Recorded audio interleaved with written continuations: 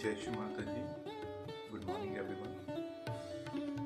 Let's bow down to Shri Mataji. Raise our Mother Kundalini and put Bandhan.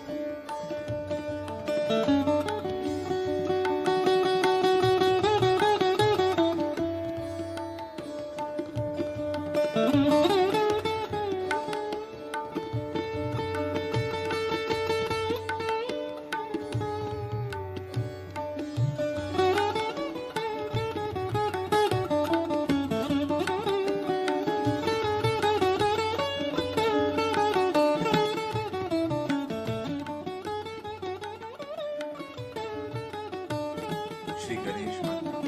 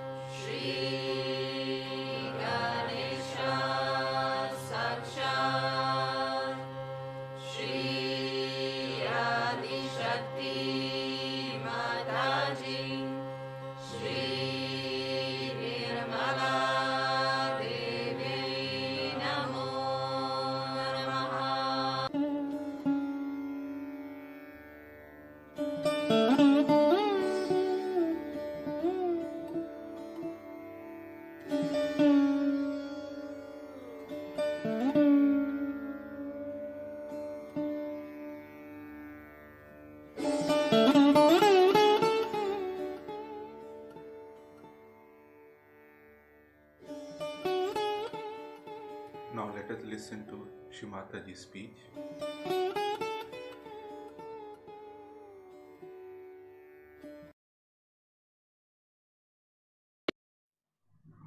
Today, there are many new people I see again. It's so heartening to see new flowers coming up every day to become the fruits.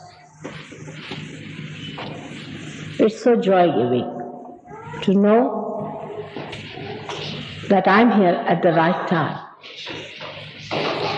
when people are really seeking. They are really seeking to be transformed. They really believe that something has to happen to them. They are aware that there's something lacking in the whole human personality, in the human race, that we can not overcome the hurdles which look and appear absolutely absurd and illogical. So many problems we have individually, socially, politically, economically, appear very clearly. It is so evident to understand that the human fiber is lacking in something. That is the human beings who are responsible for this chaotic world, for all this modern confusion. For God has created a beautiful world, I assure. It's really a very beautiful world. And He has created you also very beautifully. You all are very beautiful people, extremely beautiful. You cannot feel your beauty, then how can others feel your beauty? Because the light that shows your beauty is not there.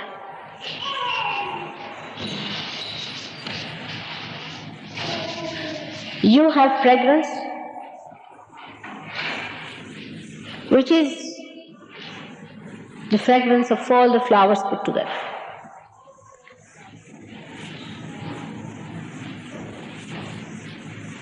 You are the essence of all the beauties of nature that is created. All the symphonies and all the music that you hear, all the art that you have created has come from you. That is your part, while you are the whole, you are the totality. But you do not feel your totality, that's the problem is. That human beings do not feel their totality. Out of you, all this has come. All this is your creation. But you cannot feel that if your hand has produced something, it's your hand. If your eyes have produced something, these are your eyes. That you are one, that in totality you will know the one who has created you. For example, supposing I do not have eyes, I may be able to see you partly. In the sense I can feel you, but I won't be able to see you fully. If I don't have nose, I won't be able to know how your fragrance is. In the same way, if you think of a human being as a part and parcel of the whole, then you can understand why the total experience is necessary.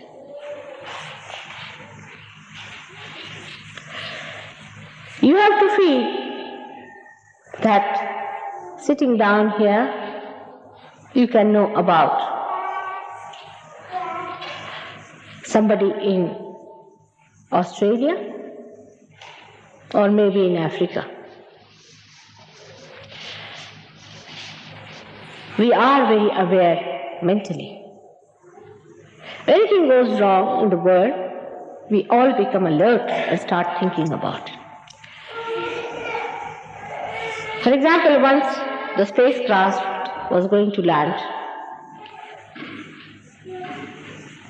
they were Americans, but Russians that time started worrying about Americans. All the communists forgot about their communism. The democracies forgot about their democracies. We all forgot what we are, so-called. We just became what we are, human beings. Everybody was worried to find that the spacecraft lands. Very carefully, they were watching it. They were about 4 or 5 people. Makes no difference to this world if the 4 or 5 die, does it? But it does make every heart beat faster. Something of the totality is getting lost. It's so important that time that something so precious was getting lost.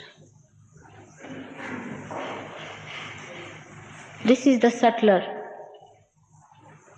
understanding of totality we have faced sometimes. Sometimes it comes up. To say that we are all one, that we are brothers and sisters and one God has created us, is good to give a lecture like that. And many do that. It's just a big lecture.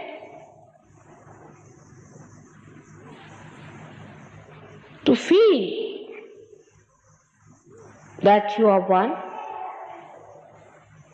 something has to happen. Your heart has to be opened up. Not rationally.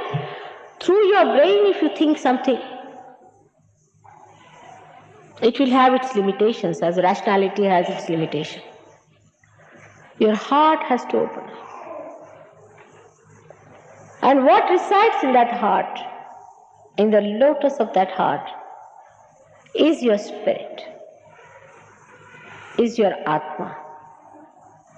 And the light of that Atma, the spirit, enlightens you, enlightens your beauty, and gives you collective consciousness. It gives you. It's an actualization. It's a happening that gives you actual personality which can perceive, can feel the collectivity that resides within us. As human beings, we are many cells. There are many cells within us. All the cells are somehow capable of feeling the totality of one personality. Supposing there's a pinprick on my finger, immediately the whole system goes into action and the hand is pulled out. The another hand reaches there, tries to stop the blood.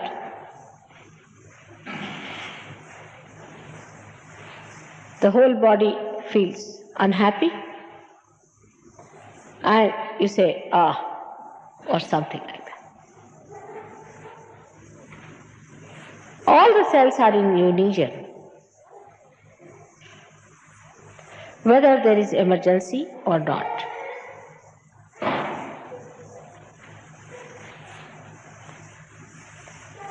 But today we are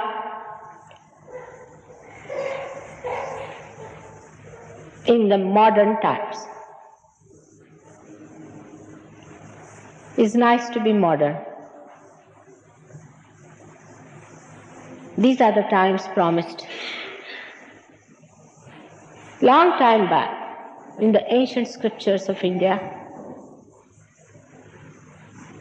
even William Blake has prophesied about these times to come. That England is going to be the Jerusalem. And here we are at Caxton Hall, trying to build it up. Modern times are the times of great confusion. The confusion comes because there is no integration. For example, if my finger touches some point where it burns, it is pulled out by itself. All the cells know that it should be pulled out. But supposing if it is touching my finger and burning me and I am again pushing it down, that means there's a confusion.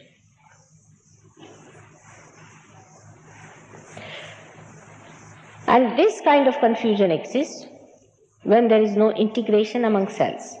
In the same way, in the human beings, there are different selves, and if they get disturbed and non-integrated or disintegrated, then the confusion starts. When your physical self, mental self, emotional self, and spiritual self are not integrated, then there is a confusion in a personality.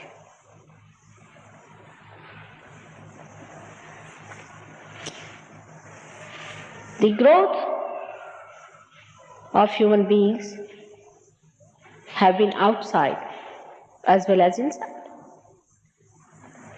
As you have been growing outside, there has to be growth inside. As the tree grows higher and higher, it has to seek the source of its sustenance. In the same way,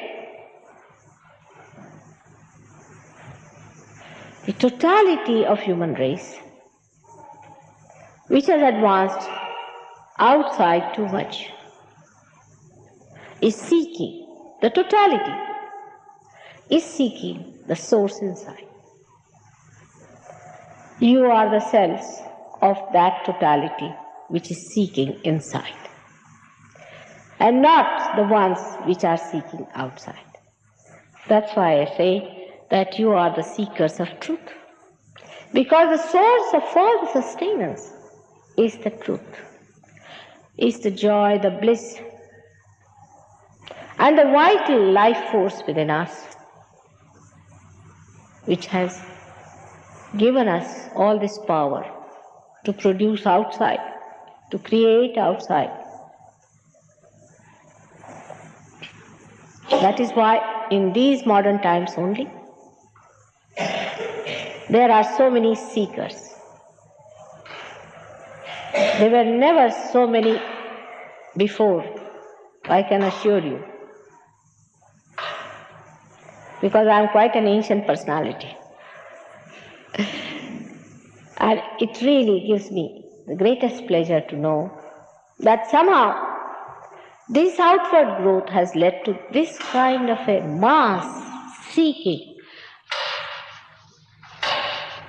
and that there are so many people just ready to reach that point of source.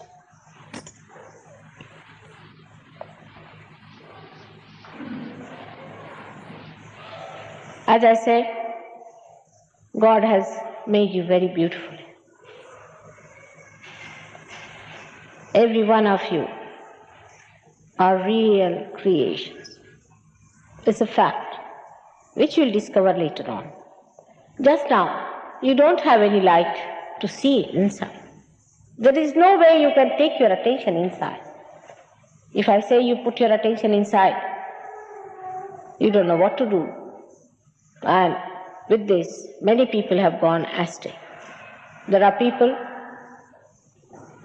who have tried all kinds of things to believe that they are going inside deeper into themselves. But one has to know one thing, that whatever knowledge you have today has come to you from some unknown source. Because if it was known, it was not knowledge.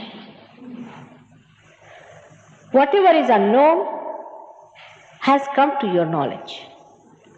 And whatever further has to come from something unknown. But the difference is that our awareness has come to us spontaneously.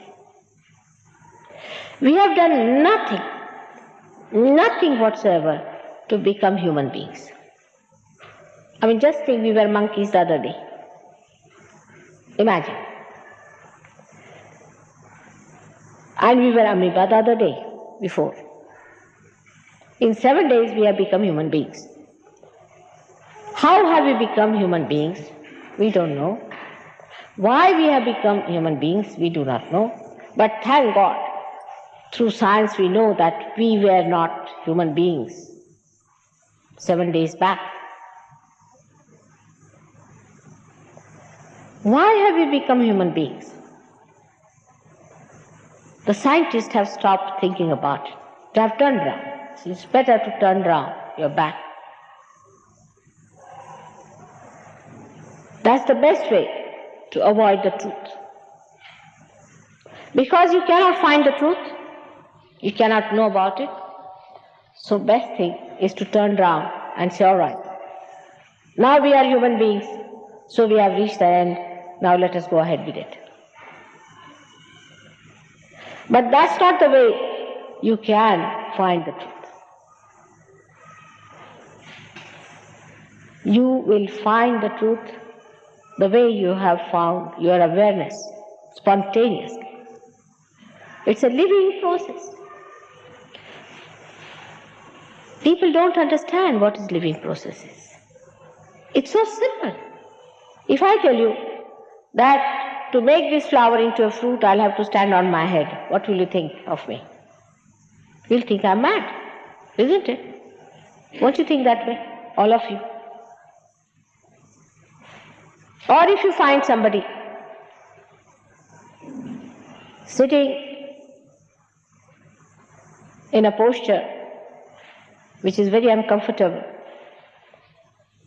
and saying that I'm going into a trip of becoming a superior personality, you may think, oh, he must be a great man. But just think of it. Do you think that monkeys did some sort of a trick or a technique to become human beings? They poor things do not know any techniques except for copying human beings. And what technique amoeba could have put in? I mean, just think of it. If you have to apply something to human beings, you have to apply it to all the animals too. What about the fishes? What technique they can do? They don't even have hands. Or only you are the people who have to do something special to become something higher. It's spontaneous. The only problem is that human beings are very difficult for spontaneity. I am sometimes surprised when I have now studied them. How is it that they eat like this? They could have eaten like this, you see. Because to do something straight is difficult for human beings. Anything straightforward, they think, oh, how can that be so simple? It's silly to eat like this. It's absolutely silly. How can you eat like this? You have to put your hand round like that and eat it like that. That's how we are not spontaneous. All that simplicity is not with us anymore. We are sophisticated, you see. I wouldn't be surprised, you see, next time. We might find people devising some technique of eating food, which is a simple thing. And if you see that everybody's life has become nothing but a bundle of techniques, it's such a problematic. Unnecessarily, we are so confused, so upset, and so worried. The tension is mounting up. We are planning something and none of the plans come true. Now see, in our country, we have had 5-year plans, 3 of them. The result is everything has gone to waste. In this country, I need not say. We plan out something and end up with a war. or end up with some sort of a violence. The trouble with us, we cannot become simple people. We think to be simple is to be silly. But simple people have a sharp intelligence, extremely subtle intelligence, and they reach the point much faster than a complicated one. Naturally, because he goes straight while the others go round, round, round, round, round. And that's why when I tell people that Sahaja Yoga is a spontaneous living process, they think it is silly. Why to do that? You cannot do it. I'm sorry. It's your right. You just have it. You don't even have to ask permission for it. Even if you go to somebody's house, you have to ask permission. Should I telephone? You cannot think of such a right that you don't have to ask any permission. It's your own. It's your own property. So much own that you cannot have such a property in the world, in the human language. You see, even if you have your freehold house, you have to ask for permission for changing the shape of one brick. No permission is needed. It's your own right. It's your birthright. But still, whatever I may say, you won't understand how much it is your own, because there's nothing that is that own. It's not comparable.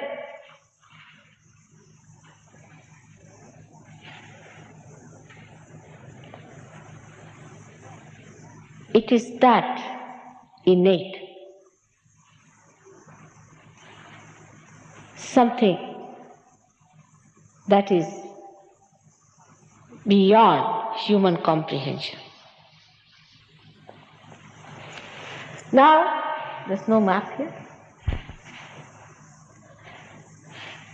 We have within us a being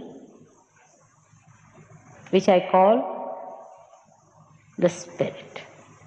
The spirit which is also the part and parcel of the totality that is love, totality that is God, totality that is joy. It is not watching like a guard or a police inspector. That also we human beings cannot understand. If I say the spirit is watching, people get a fright. Oh God. The spirit is the one that is love. Can you understand total love? Can you understand something that just gives and enjoys giving and not asking for anything? Can you understand someone like that? Can you? Loving for love's sake. That's what is your spirit. It is watching you with that love, that total love.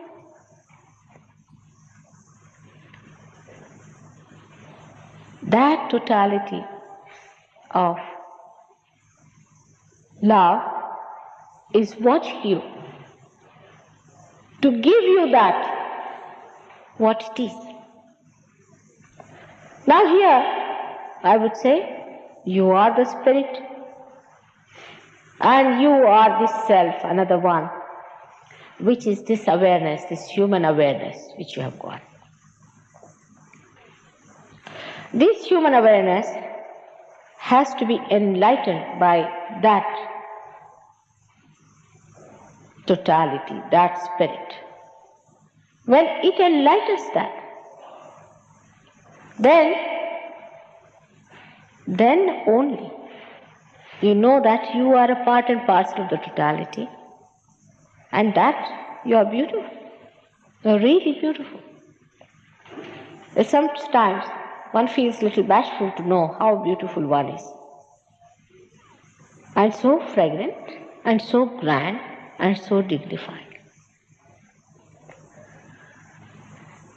That new dimension one has to achieve. For that, God has placed within you the power, which is the germinating power, which has to rise and to give you this realization.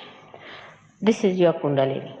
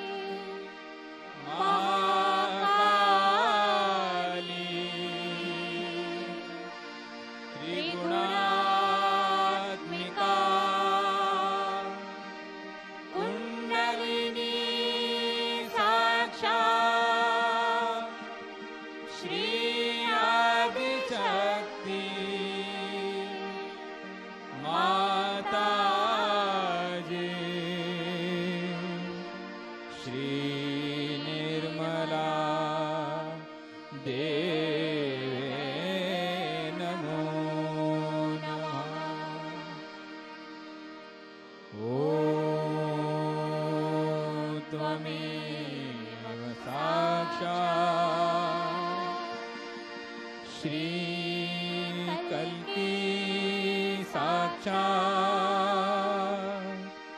Shri Adishakti माता जी श्री निर्मला देवे नमो नमः। ॐ त्वमेव साक्षात् श्री कल्की साक्षात् श्री सहस्रार स्वामिनी मोक्ष प्रदायिनी माता जी श्री निर्मला देवे नमो नमः। श्री निर्मला देवे नमो नमः। श्री निर्मला देवे नमो नमः।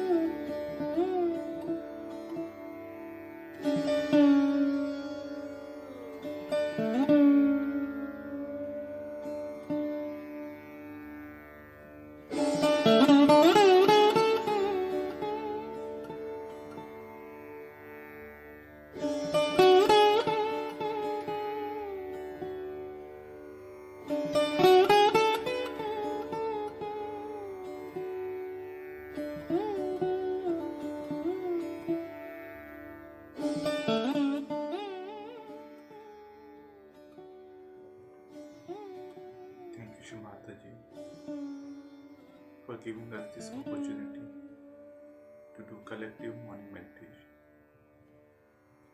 Thank you very much. Let's bow down to Shri Mataji, raise our Uttar Kundalini and put Bandhan.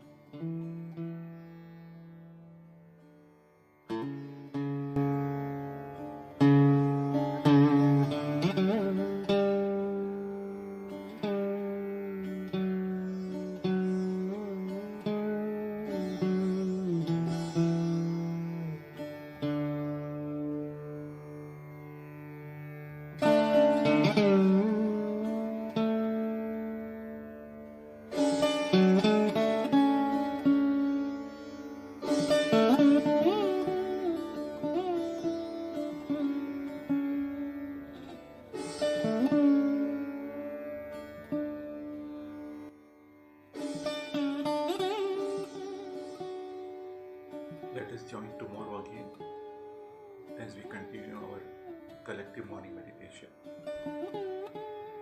Jai Shri.